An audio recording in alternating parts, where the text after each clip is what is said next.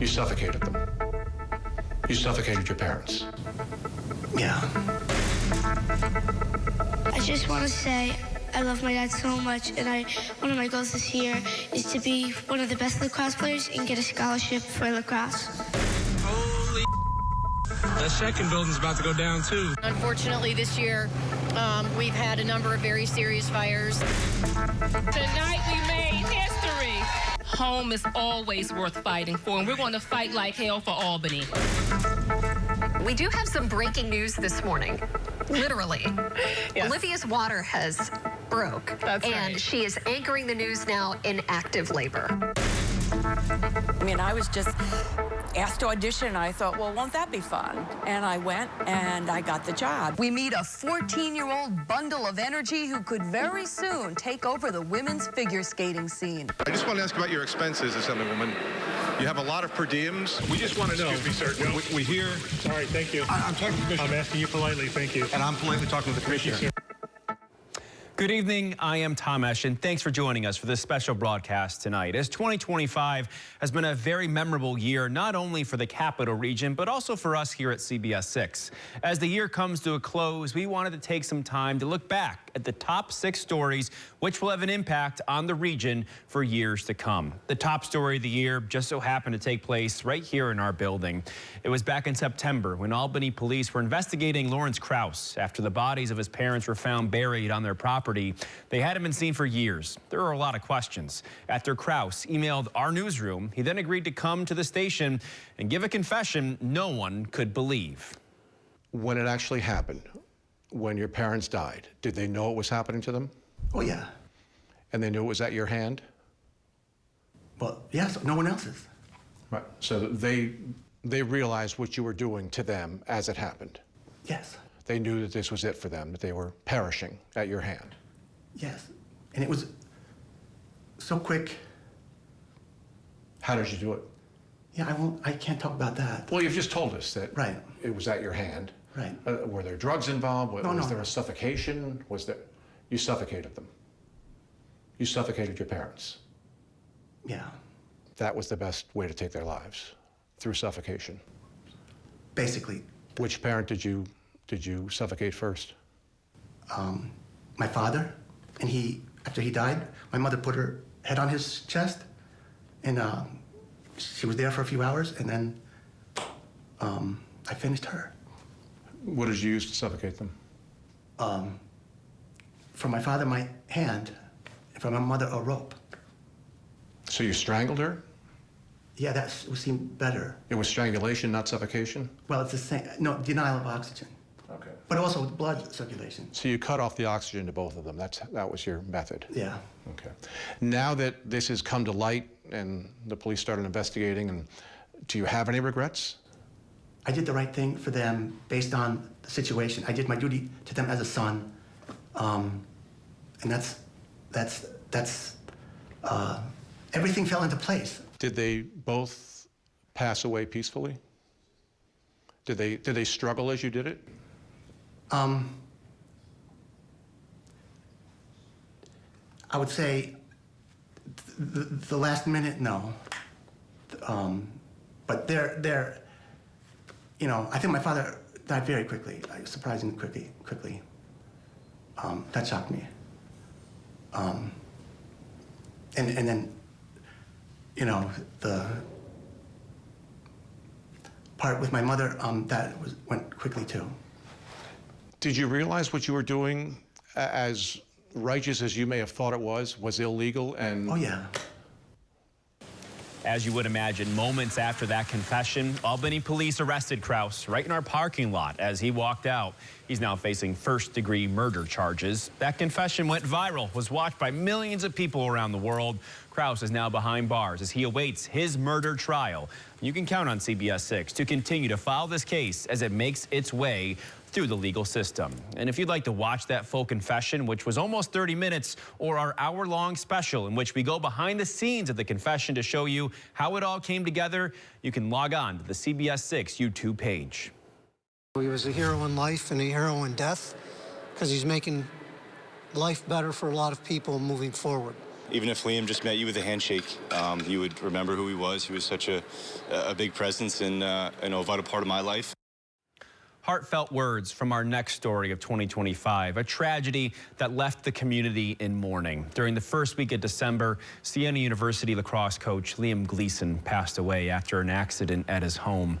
In the days following, we learned just how much he had touched the lives around him, from Gleason's memorial service held at Siena University and attended by hundreds to the coaches, players, and community members who came forward to honor his memory. It was clear that he will have a lasting impact on this community.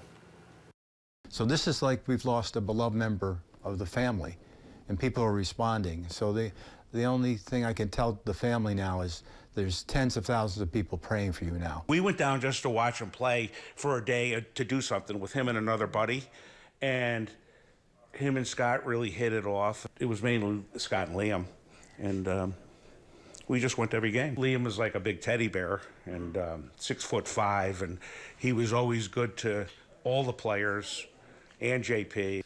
You know, he carried himself with love, and that's one of the biggest impacts one can have on young men, is that love and compassion. You know, that ability to get that bear hug from Liam was always a great feeling. He carried himself just larger than life. He enjoyed every moment, and I'm honest with you, I don't know that I really ever saw Liam have too many bad days. Again, the positivity that he lived his life with, and the belief that Friar Mark talked about was so deep. I just want to say I love my dad so much, and one of my goals this year is to be one of the best lacrosse players and get a scholarship. To honor Coach Gleason, Siena and Albany say they will play an annual game in his honor. The first one will be March 17th at Casey Stadium. And while that game was already agreed upon before his passing, the schools are going to make sure the game becomes a new tradition. Liam Gleason was 41 years old and leaves behind a wife and 3 young children. We have gone years without any serious injuries in fires, and unfortunately this year we've had a number of very serious fires. Our third top story of 2025, the tragic fires which killed 7 people in Albany. You heard Mayor Kathy Sheehan say how it had been years since we have seen tragic fires like this in the city. The first one was back in October on Twiller Street. It was around 10:42 in the morning when firefighters were called out to the home. 5 people, including 3 young children, were in the house at that time. None of them survived their injuries. The 2 adults have been identified as Eric Peterson and Eric DeCamp. The 3 children, ages 3, 4, and 6, were DeCamp's kids. The fire was later ruled to be an arson. So far, police have not made any arrests. The second deadly fire was earlier this month. It was just before noon on December 4th when firefighters raced to a home on Western Avenue. At the time, the chief said firefighters were greeted with a wall of fire. 4 people were rescued from that home. 2 of them died in the days that followed. They've been identified as Albany graduates Sahaja Reddy Udumala and Shamuk Anvesh Sarapali. Investigators have been busy trying to determine the cause of this fire. Tonight we made history. As I've said many times before in the campaign trail, home is always worth fighting for, and we're going to fight like hell for Albany. It is imperative that we have a more equitable city. Every resident deserves my undivided attention, integrity, and commitment to hard work and investment, and you have just that, Albany.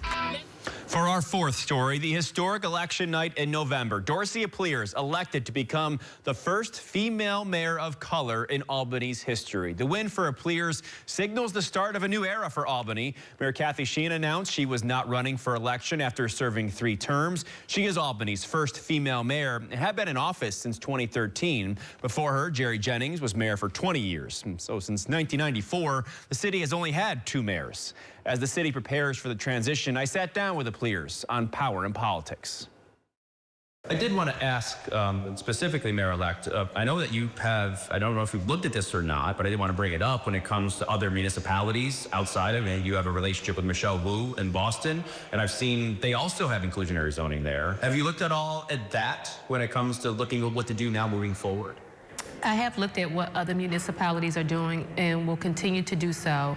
I think what we have to be mindful of though, in the city of Albany is that we have a very unique market. It's different from Baltimore, it's different from New York City, it's even different from Saratoga and Troy. And so while it's imperative to look at what other municipalities are doing for innovation when it comes to housing production and innovative policies, it has to be right-sized to Albany's market.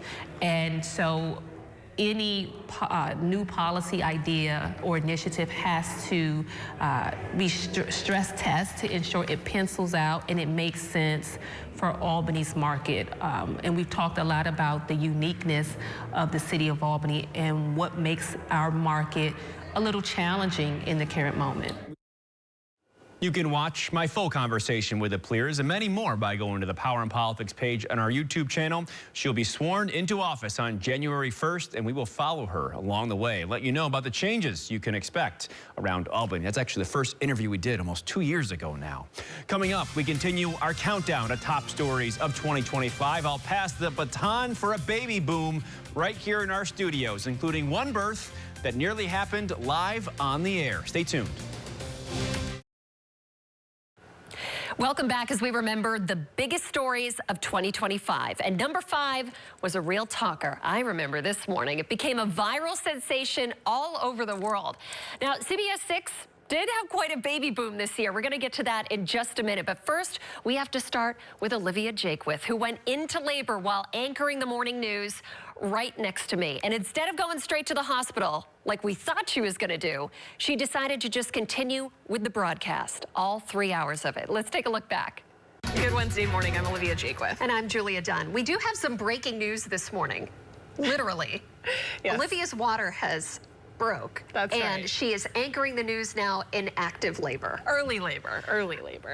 We've been doing the contractions. She's now, you know, timing her contractions. We'll see. I'm going to pay attention. What, 2 minutes apart? No. Well, there was one, but it's been a few minutes since then, so we're still in good shape. Her decision to stay on the desk, by the way. Look at what it says. Days past due date. Oh, there we go. Yeah, I know. So we're thinking well, maybe today. I'm happy to be here, and I'll stay on the desk for as long as I possibly can. But if I disappear... We're so happy for you. She's 2 days overdue, so she wants this baby, baby out. But. All right, so if my baby does come today, Craig, how's the weather looking?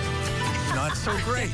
And if I have to run off the set, that means I'm hoisting Olivia over my shoulders and taking her to the transportation awaiting in the parking lot off to the hospital. So, I mean, now is a good time as ever to have a coffee. A water break? A water break. That's right. We'll be right back. Done that. All right, well, welcome to the CW15. Thanks for joining us. I'm Julia Dunn. And I'm Olivia Jakewith. Our other top story this morning, I guess Olivia's I'm officially water. In early labor. Yeah, Olivia's water broke, and she's still here. She's been doing the entire show. This is her decision to do this.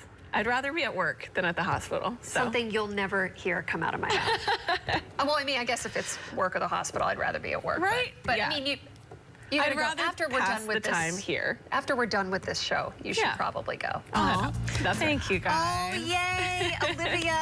I'll do my best. High which five, means whole maybe show. Look at that, 3 hours of news. That's right. In contractions. I think that's a first for CBS6. All right, well, hopefully I don't see you tomorrow, but make sure you join Julia. Olivia was already overdue. And she came into work, saw her up at her desk. I went down to do the 4:30. I do it solo, of course, and then I got the text from you, just kind of very casually, hey, so guess what?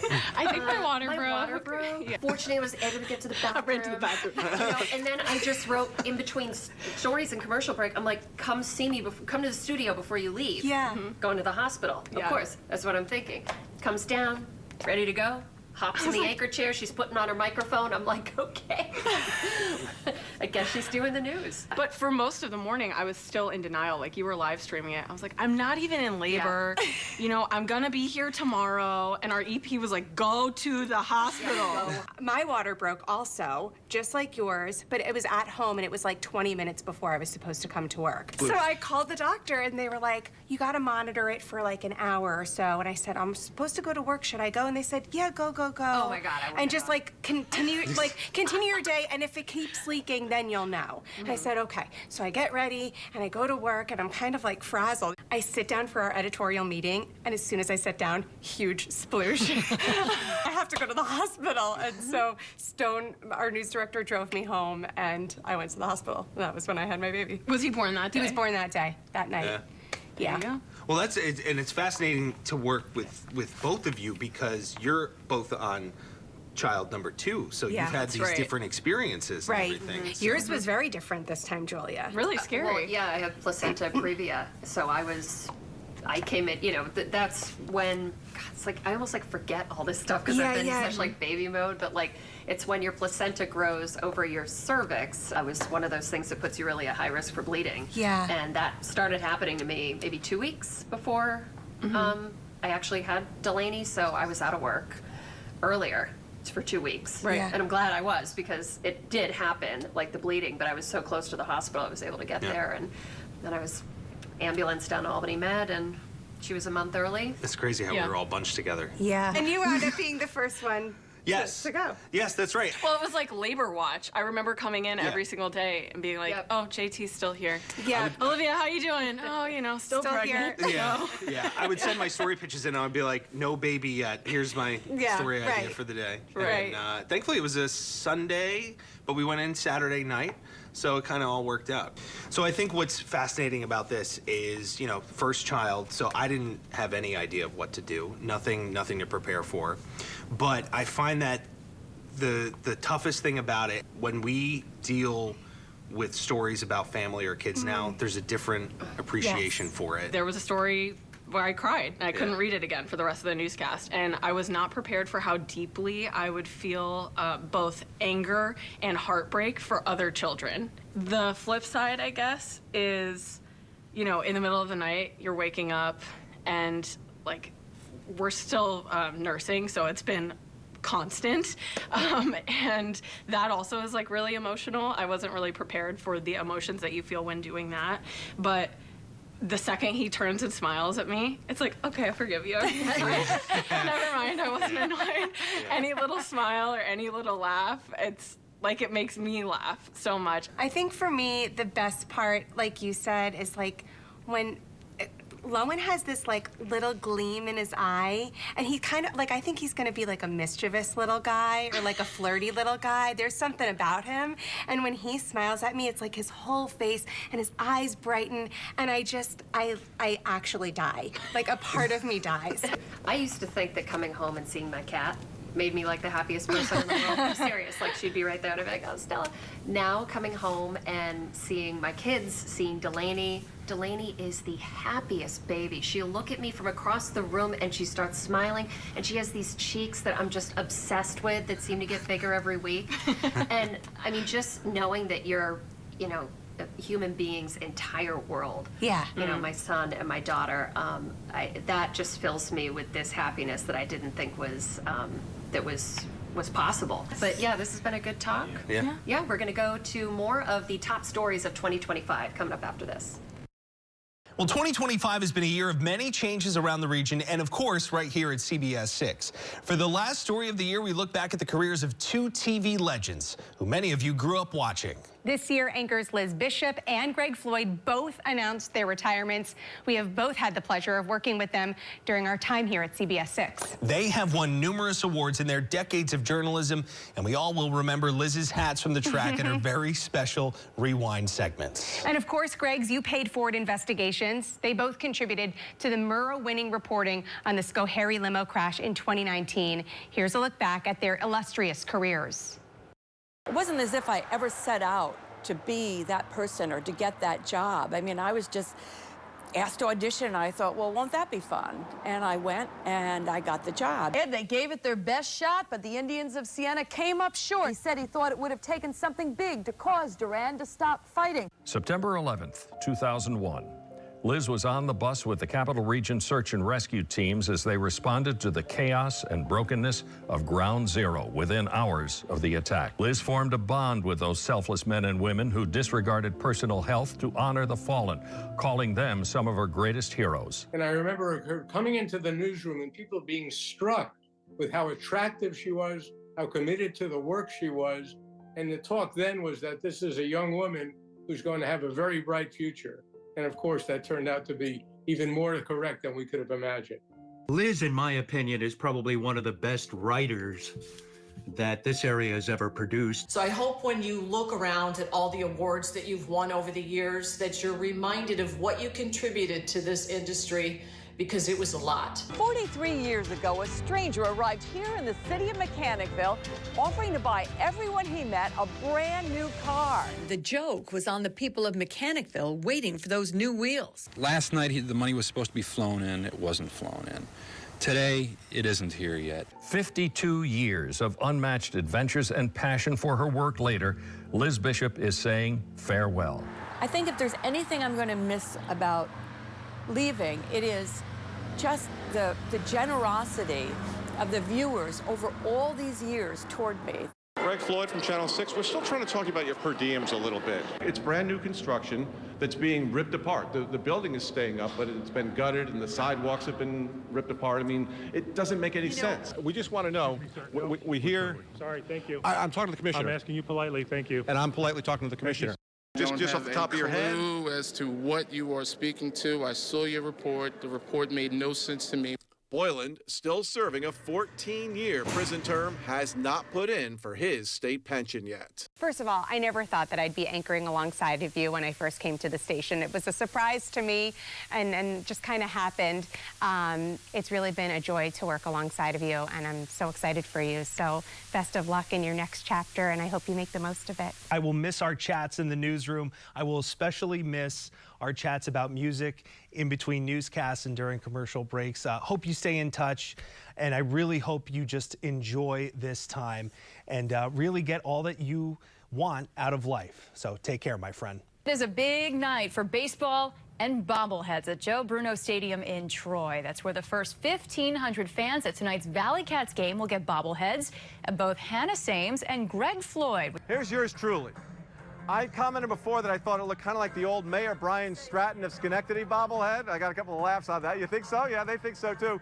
But a little tanner, more like the Jerry Jennings tan, but the Brian Stratton haircut. That's what I'm going with. Oh, Floyd, I'm going to miss you so much. You are such an asset to this station. Every story that you do is just excellent, and I'm going to miss all of our chats and seeing you in the hallway, towering over everybody, all the laughs, and I know that you are going to enjoy this next part of your life. You absolutely deserve it. Please don't be a stranger. Come back and visit. Fill in anchor. I just wish you the best. I'm really, really going to miss you. While we will miss the contributions of Liz and Greg in 2026, here at CBS6, we want to make this promise to you. We will still be the station that you can count on to ask the tough questions to lawmakers, not just in the region, but around the state and even in Washington, D.C. We'll make sure that if you have questions, we'll get you the answers and hold officials accountable. And of course, we will also have your breaking news and weather. But now, from all of us here at CBS6, we want to wish you a Merry Christmas, Happy Holidays, and a Happy New Year.